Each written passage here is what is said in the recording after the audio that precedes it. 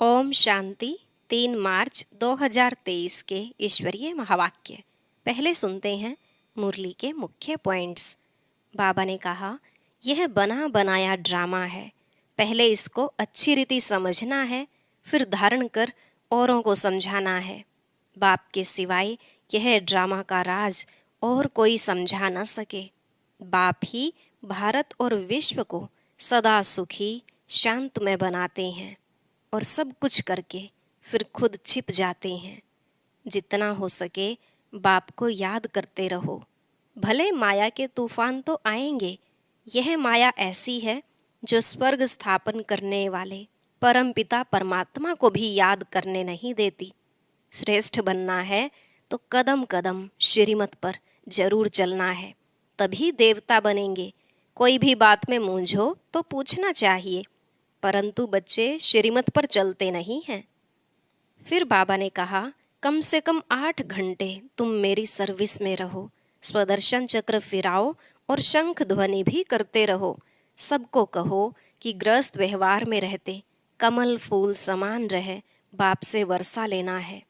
अब तुम्हें श्रेष्ठाचारी बनने का पुरुषार्थ करना है।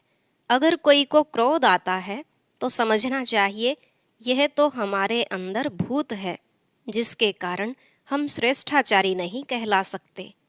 लास्ट में बाबा ने कहा, हमेशा समझो शिव बाबा हम सजनियों को खूबसूरत परिजादा बना रहे हैं। हसीन मुसाफिर वही है जो शाम से सुंदर बनाते हैं, उनको कभी भूलना नहीं चाहिए। परंतु बच्चे ऐसे बाप को भी भूल जाते हैं। स्मृति रहे मौत आकर सामने खड़ा है। अब सुनते हैं महावाक्यों को विस्तार से। बाबा ने कहा, मीठे बच्चे, जब स्वच्छ पौधों पर 5 विकारों की मैल चढ़ती है तब भ्रष्टाचार बढ़ता है। अब तुम्हें श्रेष्ठाचारी बनना और बनाना है। प्रश्न, श्रेष्ठ बनने के लिए श्री श्री शिव बाबा की श्रेष्ठ मत कौन सी मिलती है? उत्तर, श्रेष्ठ बनने के लिए बाप की श्रीमत मिलती है। बच्चे, कम से कम 8 घंटे मेरी सर्विस पर रहो। 8 घंटा भल उस गवर्नमेंट की सर्विस करो, लेकिन 8 घंटा मुझे याद करो व स्वदर्शन चक्र फिराओ। साथ साथ शंख ध्वनि करो। सबको कहो कि गृहस्थ व्यवहार में रहते कमल फूल समान रहकर बाप से वर्षा लो। गीत, किसने यह सब खेल रचाया? ओम शांति। मीठे मीठे बच्चों ने गीत सुना। बच्चे पहले बहुत ही सतयुग के सुख भोगते थे, बहुत मस्त थे, खुशियां ही खुशियां थी। सिर्फ भारत ही था और कोई खंड नहीं था। भारतवासी यथा राजा रानी तथा प्रजा सब बहुत मजे में थे, खुशी में थे। कभी कोई भ्रष्टाचार नहीं होता था। सतयुग में देवी देवता श्रेष्ठाचारी थे, जिन्हों की कितनी महिमा गाई जाती है। महिमा यथा राजा रानी तथा प्रजा सबकी होती है, फिर माया आकर चटकती है। यह भी ड्रामा बना बनाया है, जिसको अच्छी रीति समझना है। बाप के सिवाय कोई समझा न सके। बाप ही भारत और विश्व को सदा सुखी शांतमय बनाए, सब कुछ करके फिर खुद छिप जाते हैं। यह किसकी महिमा है? परमपिता परमात्मा की। भारत में जब स्वर्ग था तो देवी देवताओं का राज्य था, सतो प्रधान था, दुख का नाम निशान नहीं था। फिर आधा कल्प बाद रावण राज्य हुआ। सतयुग के देवताओं के लिए गाया जाता है संपूर्ण निर्विकारी मर्यादा पुरुषोत्तम। वहां तो कभी भ्रष्टाचार हो नहीं सकता, वहां तो श्रेष्ठाचारी थे। पौधे जो स्वच्छ थे उन पर 5 विकारों की मैल चढ़ने से भ्रष्टाचार होते होते अब पूरा भ्रष्टाचार हो गया है। राजा रानी तथा प्रजा जो श्रेष्ठाचारी थे वह सब अभी भ्रष्टाचारी बन पड़े हैं। गाते भी हैं, मुझ निर्गुण हारे में कोई गुण नाही, आप ही रहम करो ओ गॉड फादर। रहम मांगते हैं।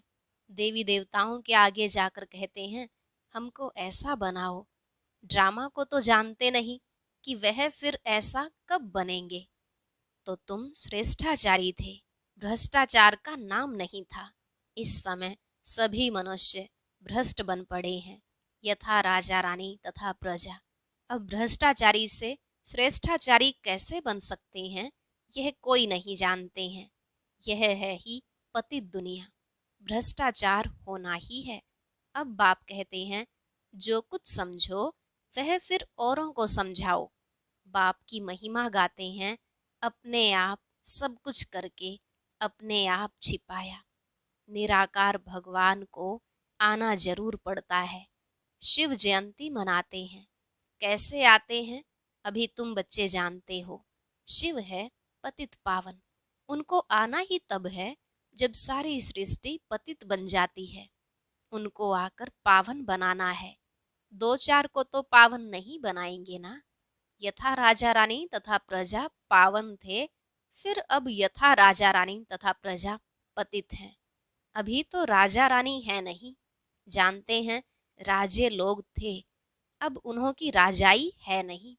ब्रिटिश गवर्नमेंट थी तो साहूकार लोग जमींदार आदि धन देते थे।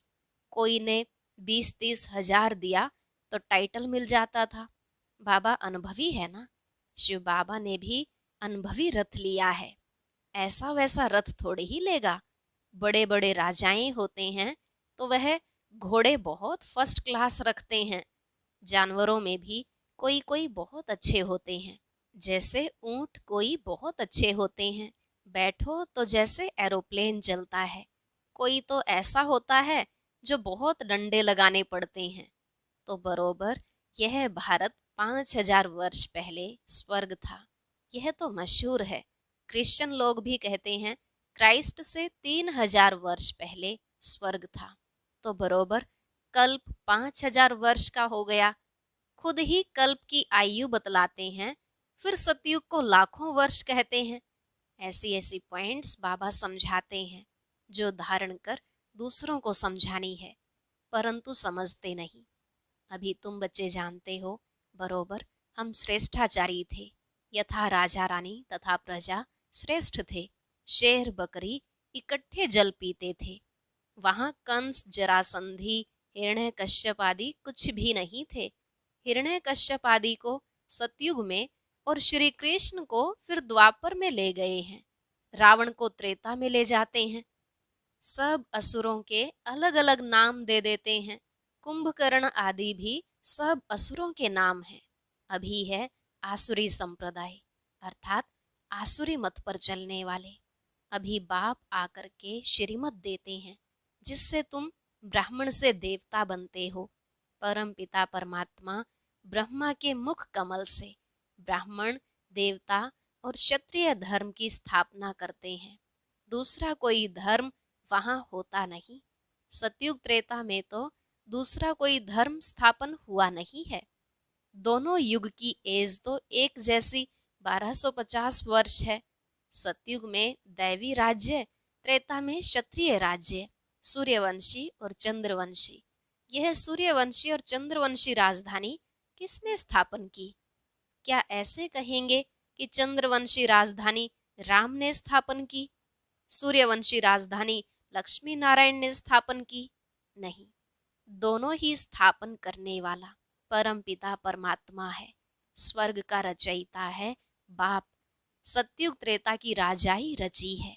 गाया भी जाता है, परम पिता परमात्मा ने ब्रह्मा मुख से ब्राह्मण, देवता और क्षत्रिय धर्म रचा। बाप कहते हैं, यह जो तुमको ज्ञान सुनाता हूँ, यह फिर प्रायलोप हो जाएगा। इस्लामी, बोधि आदि जो धर्म स्थापन करके गए हैं, उनका नाम, रूप, देश, काल आदि तो नहीं भूलेंगे। उनको तो सब जानते हैं ना। यह देवता धर्म मैं कैसे स्थापन करता हूँ, यह ज्ञान सब भूल जाएंगे। द्वापर में फिर कितने धर्म स्थापन हो जाते हैं। एक ही इस्लामी बोधि धर्म में यह सैकड़ों हो गए हैं। आपस में कितना लड़ते हैं। अभी तुम जानते हो बाबा कैसे सब कुछ करके अपने आप को छिपा लेता है। स्वर्ग में जो देवी देवताएं थे उनको फिर माया आकर चटकी, पूरे बेगुण बन गए हैं। गाते भी हैं, मुझ निर्गुण हारे में कोई गुण नाही। तब तो गुणवान देवताओं की पूजा करते हैं। बड़े बड़े राजाओं के पास अंदर महलों में मंदिर रहते हैं, पूजा करते हैं। ऐसा कोई राजा नहीं होगा जिसके पास मंदिर ना हो। अब बच्चे जानते हैं शिव बाबा की श्रीमत पर चलना है, कदम कदम पर श्रीमत लेनी है, तभी सो देवी देवता बनेंगे। परंतु श्रीमत पर भी चलते नहीं। बाबा कहते हैं कोई भी बात में कुछ मूंझो तो चिट्ठी लिखकर पूछो। बाप को याद करो। माया ऐसी है जो स्वर्ग स्थापन करने वाले परमपिता परमात्मा को याद करने नहीं देती। बाबा जानते हैं तूफान बहुत आएंगे, परंतु चिट्ठी लिख पूछना चाहिए इस हालत में क्या करें। बच्चे की शादी है, इस हालत में क्या करें। कोई मरा है, क्या करें। मत लेनी चाहिए। श्रेष्ठ बनना है तो श्रीमत पर चलना है। श्री कृष्ण की मत तो हो न सके। श्री कृष्ण पतित दुनिया में कैसे आ सकता है। श्री कृष्ण की आत्मा खुद अंतिम जन्म में राजयोग सीख रही है। सिर्फ श्री कृष्ण की आत्मा है क्या। जो भी देवी देवता घराने वाले हैं वह ब्राह्मण बने हैं। कदम कदम श्रीमत पर चलना है। बाप कहते हैं जितना हो सके बाप को याद करते रहो। तुम्हारे पापों का बोझा बहुत है। भल कोई गवर्नमेंट सर्विस में है, 8 घंटे गवर्नमेंट की नौकरी है, बाकी जो समय है उसमें याद करो। कम से कम 8 घंटा तुम मेरी सर्विस करो। बाप को याद करो, स्वदर्शन चक्र फिराओ, शंख ध्वनि करो। कौन सी? सबको कहो। ग्रस्त व्यवहार में रहते कमल फूल समान रह करके बाप से वर्षा लो। बाप स्वर्ग रचते हैं तो स्वर्ग का वर्षा मिलना चाहिए। भारत ही स्वर्ग का मालिक बनता है, अभी तो नर्क का मालिक है। नर्क में दुखी होते हैं तब बाप को याद करते हैं, परंतु जानते नहीं कि बाप क्या देगा। बाप के लिए कहते हैं सर्वव्यापी है, भीतर ठिक्कर में है। बाप कहते हैं तुमने कितनी भूल की है, परंतु यह भी ड्रामा में नूंद है। अब उनसे बाहर निकलो। यह भक्ति आदि करते करते तुम तंग हो गए हो। अभी भक्ति भी व्यभिचारी हो गई है। मौत आकर सामने खड़ा है तो श्रीमत पर चलना चाहिए। परंतु बच्चे ऐसे बाप को भूल जाते हैं। माया रावण का राज्य कैसे चलता है यह भी कोई जानते नहीं।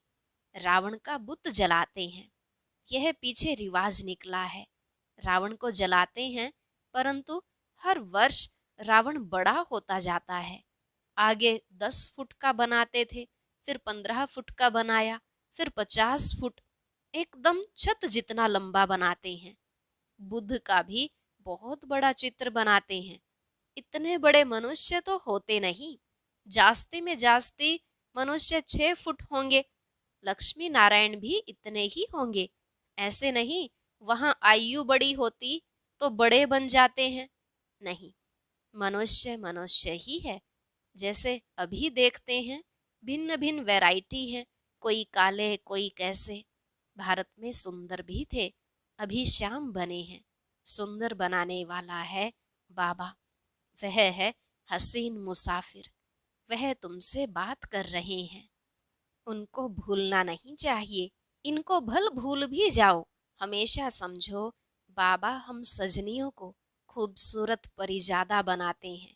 कहते हैं ना, एक तालाब है जहाँ डुबकी लगाने से मनुष्य परी बन जाते हैं। अभी तुम समझते हो ज्ञान सागर द्वारा ज्ञान की परी बन जाते हैं।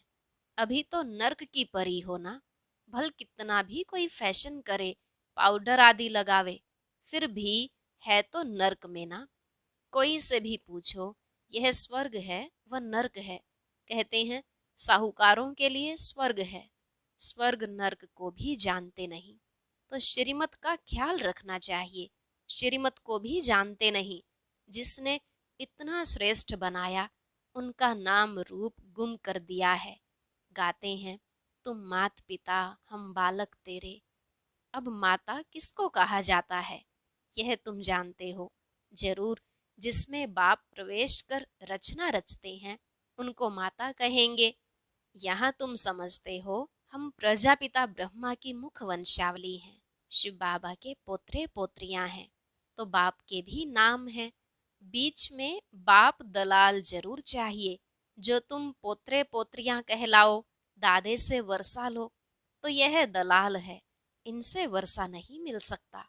इनको भी वर्षा शिव बाबा से लेना है, शिव बाबा की मत पर चलना है। तुम्हें ब्रह्मा के द्वारा शिव बाबा से वर्षा मिलता है, परंतु बाबा कहते हैं तुम इनको भी भूल जाओ, शिव बाबा से तुमको मत लेनी है। शिव जयंती मनाते हैं परंतु बिल्कुल जानते नहीं, स्वर्ग बनाने वाले बाप का यादगार गुम कर दिया है, नरक बनाने वालों के यादगार रख दिए हैं। दिन प्रतिदिन भ्रष्टाचार होता जाता है। कोई को अगर क्रोध आता है तो समझना चाहिए हमारे में यह भूत है, फिर हम श्रेष्ठाचारी कैसे कहला सकते। तुम्हें श्रेष्ठाचारी बनने का पुरुषार्थ जरूर करना है। अच्छा, मीठे मीठे सिकिलधे बच्चों प्रति माता पिता बाप दादा का याद प्यार और गुड मॉर्निंग। रूहानी बाप की रूहानी बच्चों को नमस्ते। रूहानी बच्चों की रूहानी बाप दादा को नमस्ते नमस्ते, गुड मॉर्निंग, शुक्रिया बाबा, शुक्रिया। धारणा के लिए मुख्य सार। पहला पॉइंट, बाप की याद और ज्ञान सागर के ज्ञान से सुंदर ज्ञान परी बनना है।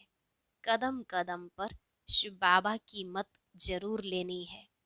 दूसरा, श्रेष्ठाचारी बनने के लिए अंदर से भूतों को निकाल देना है, कोई भी भ्रष्ट बनाने वाला काम नहीं करना है। आज का वरदान, समस्याओं रूपी पहाड़ को उड़ती कला द्वारा सेकंड में पार करने वाले सहज पुरुषार्थी भव। समस्याओं रूपी पहाड़ को उड़ती कला द्वारा सेकंड में पार करने वाले सहज पुरुषार्थी भव। बाबा ने कहा, हिमालय पर्वत जितनी बड़ी समस्या को भी पार करने के लिए उड़ती कला की विधि को अपनाओ। सदा अपने सामने सर्व प्राप्तियों को इमर्ज रखो और उड़ती कला में उड़ते रहो, तो समस्या रूपी पहाड़ को सेकंड में पार कर लेंगे। सिर्फ वर्तमान और भविष्य प्रारब्ध के अनुभवी बनो। जैसे स्थूल नेत्रों द्वारा स्थूल वस्तु स्पष्ट दिखाई देती है, ऐसे बुद्धि के अनुभव के नेत्र द्वारा प्रारब्ध स्पष्ट दिखाई दे। हर कदम में पद्मों की कमाई जमा करते रहो। स्लोगन, जो सबका आदर करते हैं वही आदर्श मूर्त बनते हैं। जो सबका आदर करते हैं वही आदर्श मूर्त बनते हैं। और अब सुनते हैं आज का अव्यक्त ज्ञान मोती। ये एक बहुत संस्कारितापूर्ण वीडियो है, जरूर देखें, कोई भी मिस ना करे।